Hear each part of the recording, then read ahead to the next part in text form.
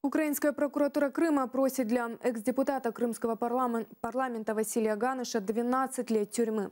Обвиняемый в государственной измене Ганыш своей вины не признает. Чем закончилось сегодняшнее заседание суда, знает Эльвина Сейтбулаева.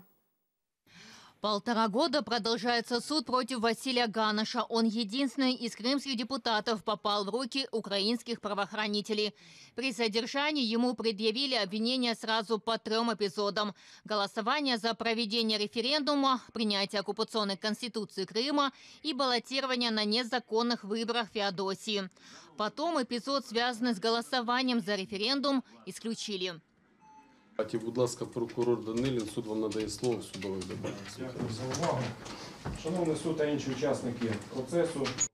Более получаса длилась речь прокурора. По версии гособвинения, досудебное расследование подтвердило вину экс-депутата Василия Ганыша.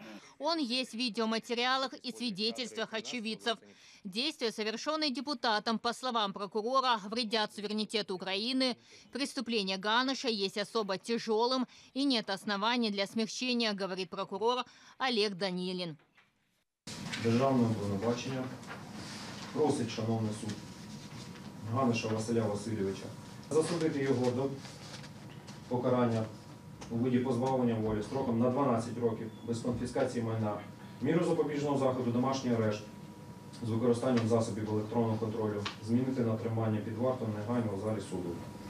Слово дают адвокату экс-депутата Андрею Руденко. Преступления в действиях своего подзащитного он не видит, несмотря на то, что Ганыш баллотировался как кандидат на незаконных местных выборах в Феодосии.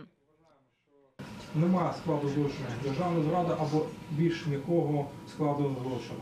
Тому просимо за результатами розгляду прийняти вирок виправдувального змісту и вызнати Ганыша невинуватым. Своей вины не признает сам обвиняемый. Говорит, что всегда имел проукраинскую позицию. Во время дебатов экс-депутату становится плохо. Судьи несколько раз делают перерыв. Тобто ви самостійно зможете відвідати лікаря? Так, я правильно вас зрозумів? Потрібно вам викликати швидку медичну? Викликали машину, вас відвезуть до лікаря. Правильно зрозумів? Немає заперечень щодо відкладення?